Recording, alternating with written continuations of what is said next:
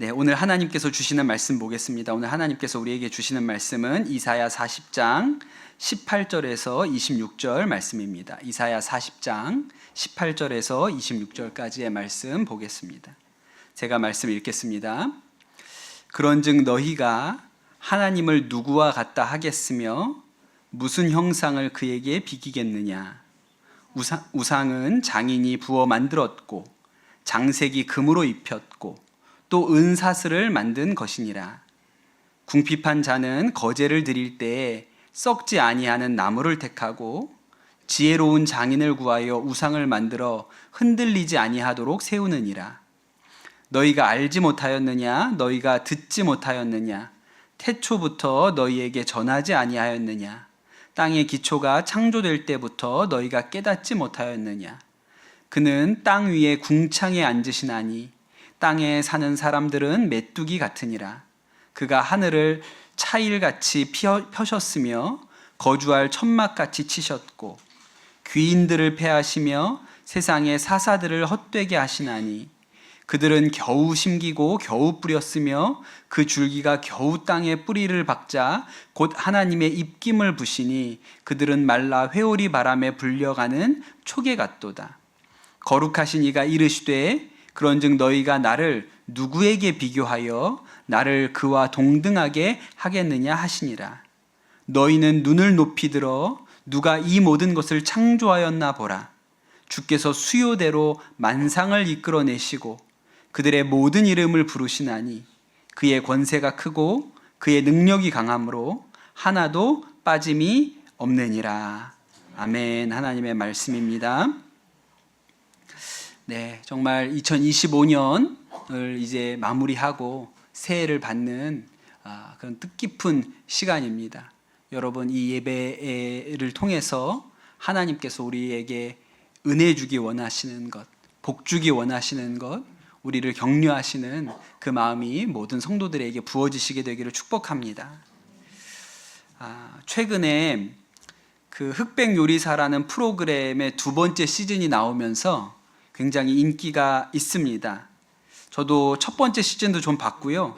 요새 또 저희 아이들이 좋아해서 두 번째 시즌도 보고 있는데 어떤 데 보면 너무 딴 세상 얘기 같은 생각도 들어요. 예, 저런 거를 먹는 사람들이 있구나 그런 생각도 들기도 합니다. 이번 시즌 이야기는 아닌데 지난 시즌에 거기에 요리를 하러 나왔던 분들 중에 사제지간이었던 셰프가 있습니다. 여경래라는 중식당 요리사가 계세요. 가봤니? 네.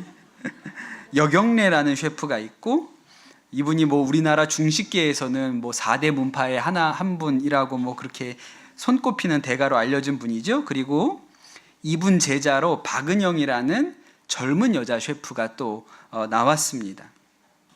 그런데 이 박은영 셰프가 젊은 여자분인데 이 선생님에 관한 이야기 하나를 어떤 프로그램에 나와서 하는 걸 들었는데 굉장히 인상적이었어요.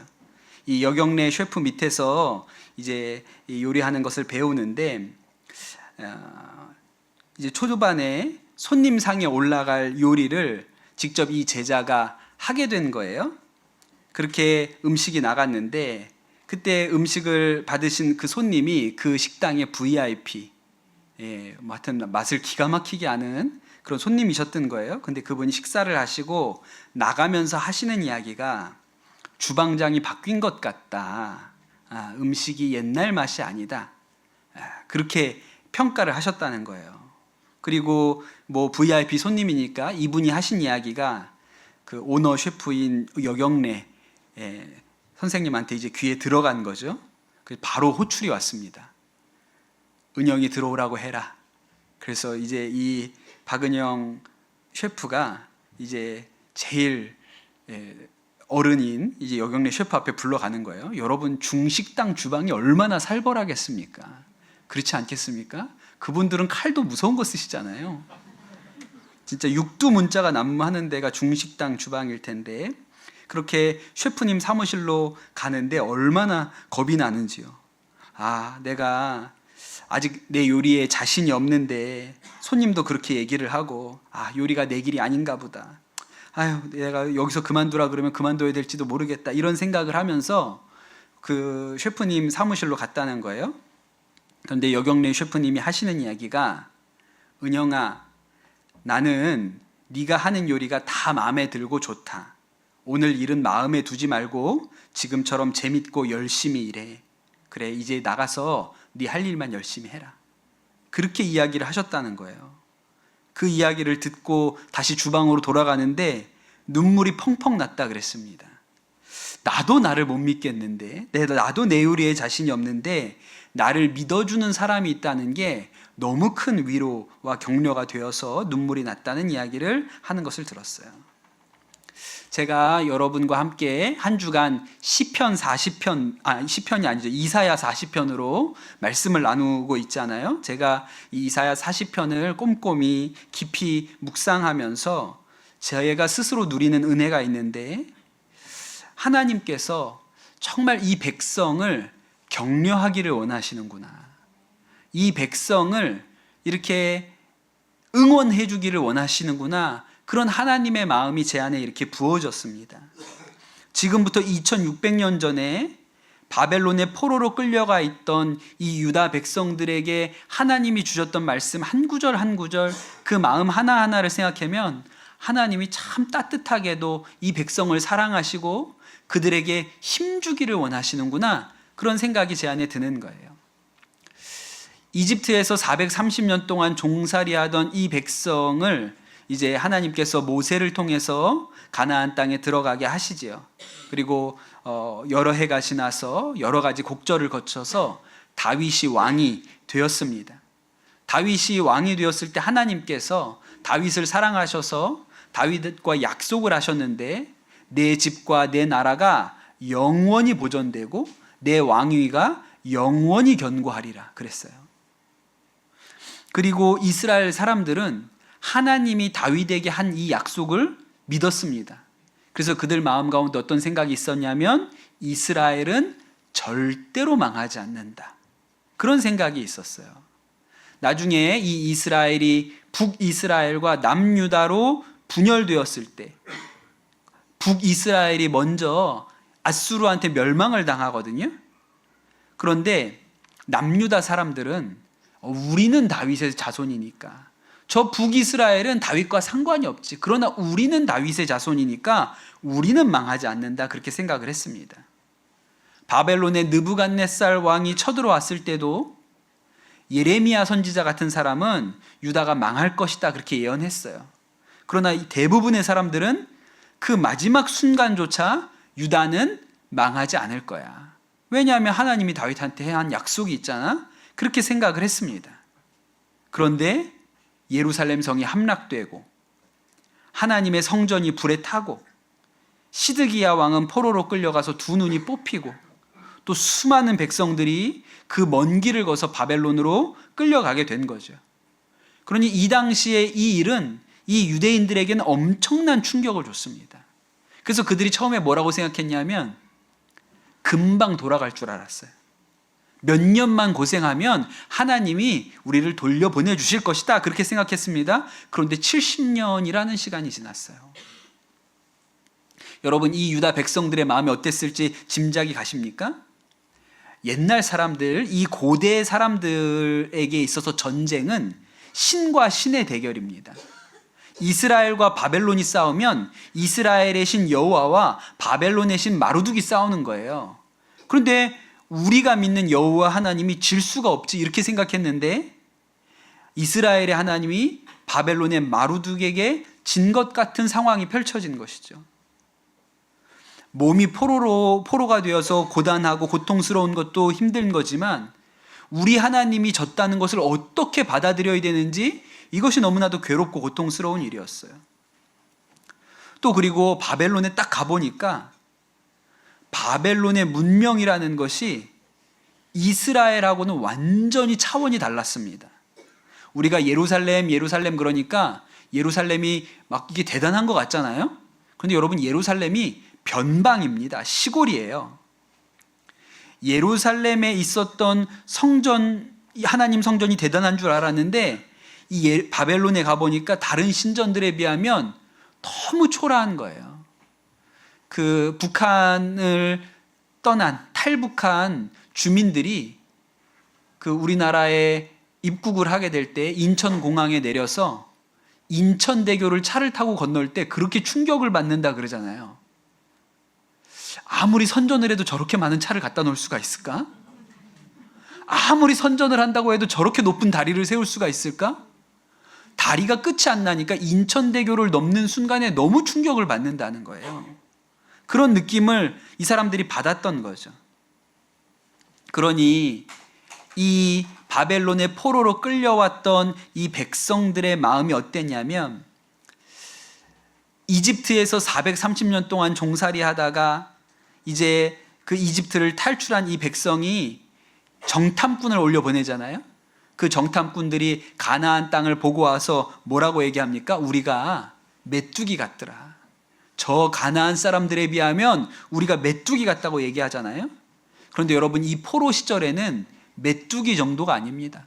뭐라고 얘기했냐면, 너 지렁이 같은 야곱아, 벌레 같은 이스라엘아, 그렇게 자신에 대해서 생각했어요. 여러분, 메뚜기는 뛰기라도 하고 날개라도 있는 거예요. 그런데 이 포로 시절에 이 유다 사람들이 자신에 대하여 뭐라고 생각했냐면, 우리는 지렁이 같대. 땅에 기어다니는 지렁이 같아. 이렇게 생각을 했어요. 그러니 이 포로로 끌려갔던 이스라엘 사람들의 자존감은 바닥이었습니다. 충격은 거기에서 끝난 게 아니에요. 바벨론에 갔더니 듣도 보도 못한 수많은 신들의 이야기들이 있습니다. 거기에 창조 신화들이 있어요. 분명히 우리가 하나님이 세상을 창조했다고 우리가 그렇게 들었거든요. 그런데 바벨론에 가보니까 바벨론의 신 마루둑이 티아맛이라는 거대한 뱀을 물리치고 그 뱀의 시체로 세상을 만들었다는 거예요. 이건 무슨 듣도 보도 못한 얘기를 이 사람들이 하는 겁니다. 그리고 그런 벽의 부조가 뭐 신전에 막 가득하게 그려져 있는 거예요.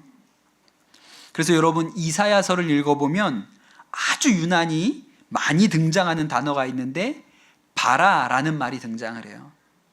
바라는 하나님만 주어로 쓸 수 있는 동사인데 창조하다라는 뜻이 있습니다. 성경 전체에서 창조하다라는 말이 제일 많이 들어있는 성경이 이사야예요. 17번 나옵니다. 창세기보다도 창조가 더 많이 나오는 게 이사야서예요. 왜냐하면 진짜 창조주는 하나님이다.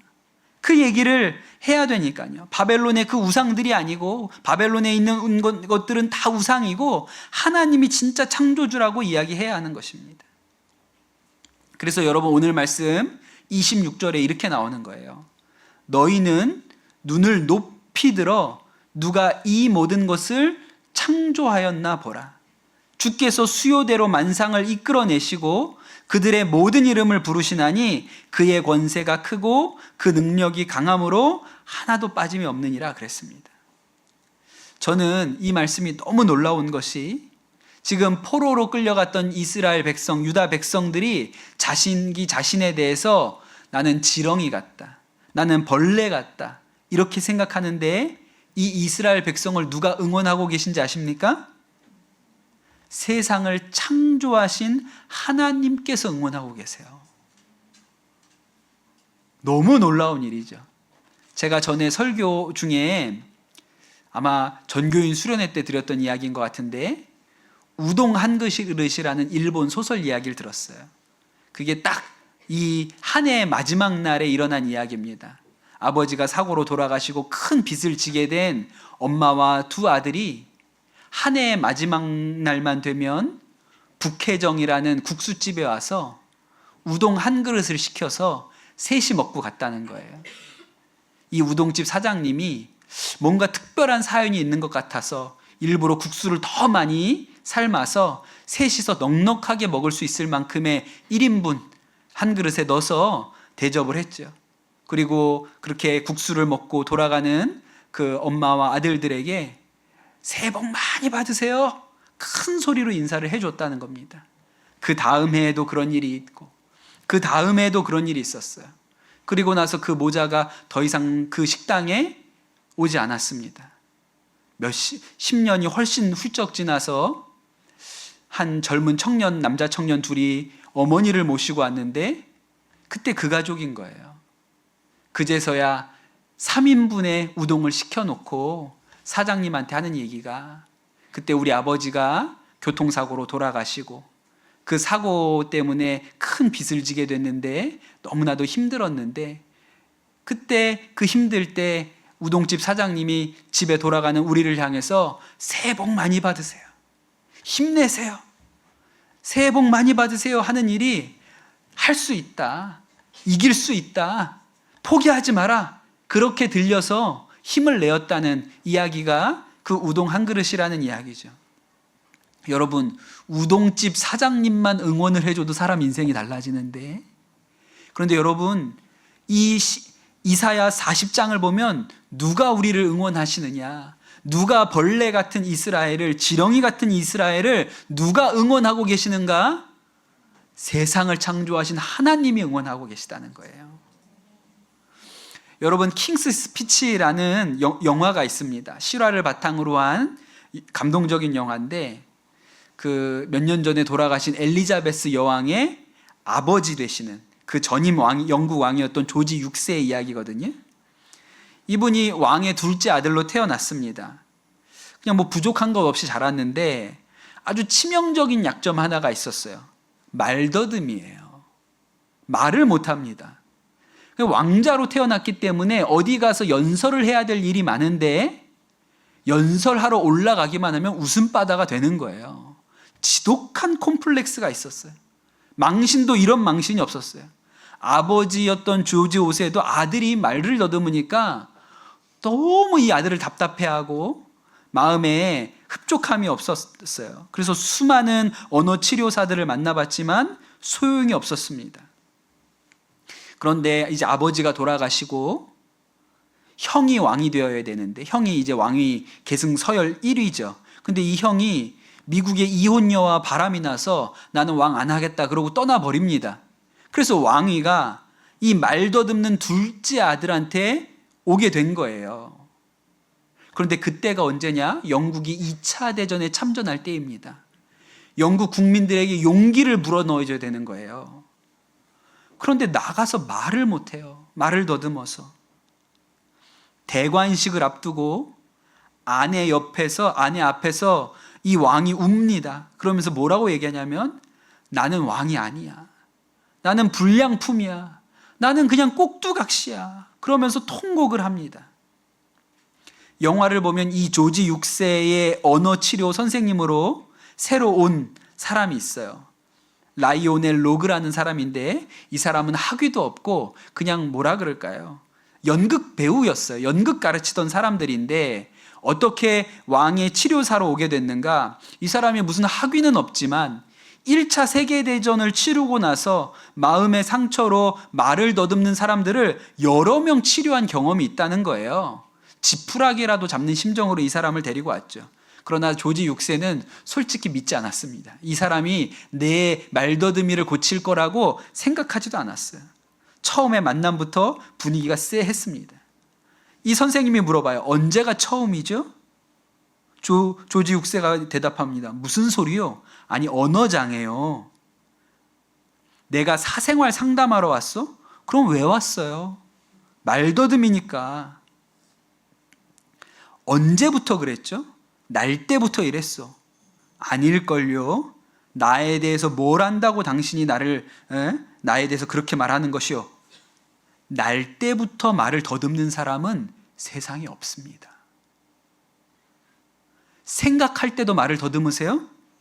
혼자 있을 때도 말을 더듬으세요? 아니잖아요. 그러면 당신은 태어날 때부터 말 더듬는 사람이 아닙니다.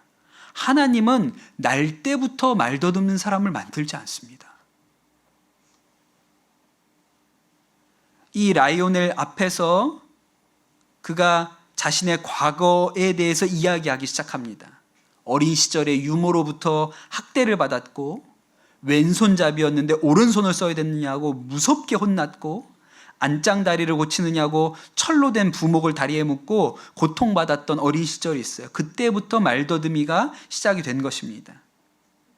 로그 선생님은 신념이 있었어요. 믿음이 있었어요. 태어날 때부터 말더듬이가 아니었기 때문에 얼마든지 고칠 수 있다. 결국 이 선생님의 도움으로 조지 6세가 말더듬이를 고칩니다. 그리고 라디오 연설을 매끄럽게 해내요. 이 한마디, 날 때부터 말더듬는 사람은 없습니다. 짧은 대사지만 스스로 나는 말더듬이를 벗어날 수 없다고, 나아질 수 없다고 생각하는데 그 생각을 하나님께로 가지고 간 거예요. 하나님은 태어날 때부터 말더듬는 사람은 만들지 않습니다. 그렇다면 당신도 고칠 수 있습니다. 돌아갈 수 있습니다. 라고 용기를 주신 것이죠. 똑같은 이야기가 성경에 나오잖아요. 하나님께서 40년 동안 양치기로 살았던 모세를 만나서 이 백성을 데리고 이집트를 떠나라고 하시죠. 그리고 바로왕 앞에 가가지고 하나님의 뜻을 전하라고 합니다. 모세가 뭐라고 얘기해요? 오 주여, 저는 본래 말을 잘 못하는 사람입니다. 전에도 그랬고 지금도 그렇습니다. 나는 입이 뻣뻣하고 혀가 둔한 자니이다. 하나님이 뭐라고 대답하세요? 누가 사람의 입을 지었느냐? 누가 말 못하는 자나 듣지 못하는 자나 눈 밝은 자나 맹인이 되게 하는 게 누구냐? 나 여호와가 아니냐? 내가 도와주면 말 잘할 수 있다. 그렇게 이야기하시죠. 여러분, 바벨론의 포로로 끌려가서 70년을 지내며 스스로를 지렁이 같다고 하고 벌레처럼 여기는 이 백성에게 내가 창조주다. 이 세상을 만든 하나님이 나다. 그런데 그 세상을 창조한 하나님이 이 벌레 같고 지렁이 같은 이스라엘을 위로하고 격려하고 너가 일어날 수 있다. 이 포로 생활에서 돌아올 것이다. 다시 예루살렘에 가서 성전을 세우고 나를 예배하는 날이 올 것이다. 이렇게 말씀하시는 것이죠. 여러분, 우리 모든 성도들이 이 말씀을 기억하시기를 축복합니다. 내일 2026년에 태양이 떠오릅니다.